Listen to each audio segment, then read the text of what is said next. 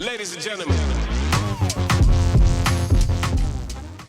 Alright, hey everybody, it's Candice Marlowe back here with Trenton Shops Works. We finally, lifelong dream here, a bass boat that I've wanted for probably 20 years.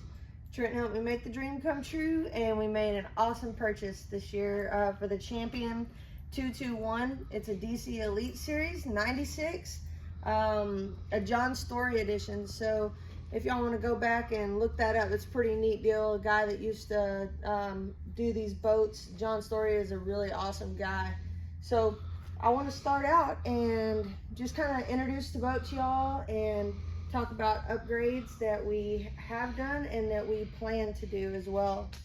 So first thing we did was come in here and Trent rewired for 7-pin for the hook up to the truck. I don't know if y'all have ever seen my Chevrolet truck, but when this thing is hooked up, it's beautiful. They both match and it makes me so happy. One of the current things I wanted to kind of maybe get y'all's opinion on is a trolling motor upgrade. So the boat came with a Minn Kota 4-tracks, but I'm thinking that I would like to do the Ultrax, mainly because it has the spot lock feature, and I feel like it's something that I would probably be using. I'm going to be fishing 2 women's bass fishing tours this year, and I feel like it's ultra important to have that feature on the trolling motor. So came equipped with 2 Lowrance HDS 9s. Been thinking about upgrading. I've never had any forward-facing sonar, but it's something that I am considering and would like to maybe get y'all's opinion on that too. I was thinking about running forward-facing up here and then maybe keeping the Lowrance 9 up here as well. So give me your opinion. I've ran Garmin before, never run Humminbird, so maybe y'all can give me some advice on that as well. Trent dropped these off the other day, just got them repainted. They look super sexy. Excited to get them back on once everything's gone through on the motor. All right, so another upgrade that we are doing is all the holes here, this obsolete analog stuff. We actually had a flasher that was still working in here, right? Whoa, crazy. So we are going to disconnect an old 8-pin on the motor and connect a 14-pin SmartCraft Mercury data cable that will then come up here to a NIMS 2000 gateway. And what that will do, that will allow us to link it to the Lowrance, and we can scroll through that graph and bring up tachometer, everything that can possibly be relayed from that motor information wise will be able to display on the screen for the Lowrance. Okay. Do you have any idea on your upgrade on your console you want to ask guys about? Hey, what do you think about dual screens, 3 screens? What's the good, the bad, and the ugly of that? Yeah, so y'all help me out, because right now it's got one Lowrance HD9 Live that's there, but I've seen it run. I know that they have different kinds of setups that will attach right here that will run 2. And being that I'm kind of short, I probably can't go to anything too big on the screen, but I am thinking about sticking with 9-inch units, and was thinking maybe dual, to where I can, when I'm rolling through the lake, that I can have my graphs set up for my gauges, and then the other one for navigation purposes.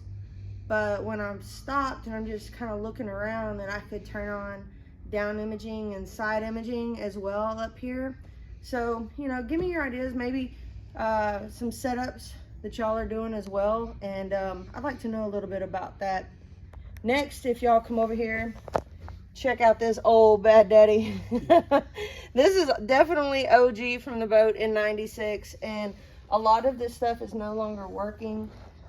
So we have found a gentleman, Major Manufacturing, and he does some really cool stuff for Champion boats. You know, Champion boats are no longer in production, so finding parts for Champions are not that easy, and this guy has really got a nice catalog of stuff that he can do for upgrades to the boat. So we're gonna upgrade to some carbon fiber. We have purchased some new switches, and looking forward to that upgrade as well.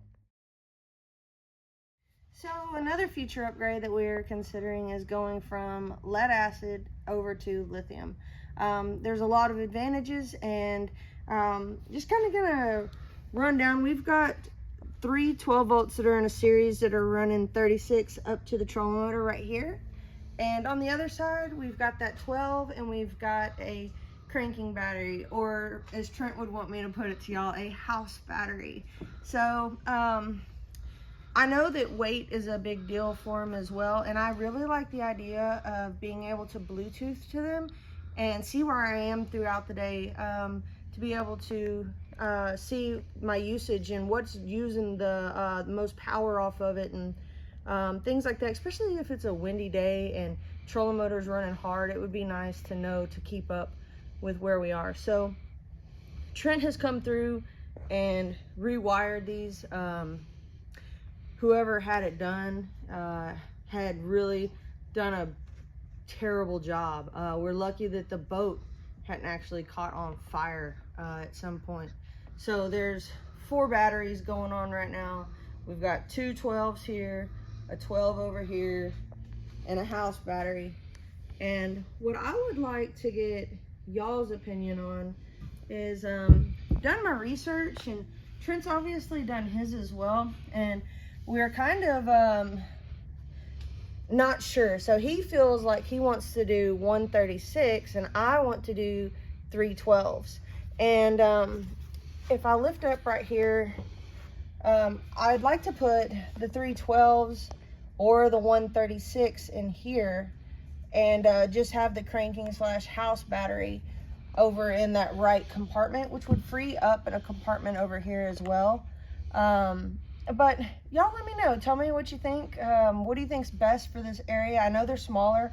I have heard that they will fit here. I've got a friend's dad who runs 3 in his Champion like that. So give me y'all's opinions. I would love to read through them and maybe gather some more knowledge. So thanks for being with me today as I went over this bad mamma jamma. Very excited about the overall outcome of where it's heading to. Thankful that I have Trent with me to help me make all these dreams come true. Again, this is a 96, so you know, it's never going to be perfect, but we plan on making it just as close as possible, right?